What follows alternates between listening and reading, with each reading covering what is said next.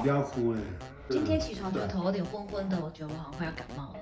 来，就是按这个尺泽穴，它在我们的手寸的这个中心点，它这个穴道很神奇哦，它可以清肺降逆，就可以让你的肺部会比较好，而且可以帮助你的那个压力比较下降，所以对于感冒非常的有效。好像有点感觉，会不会酸痛？有一点。这里面是不是一条一条的？我觉得你表情不太一样。那你有看好不？你刚刚看麦？那就有哦，有。好，安尼你就是逐天安尼饲5分钟就好啊。好，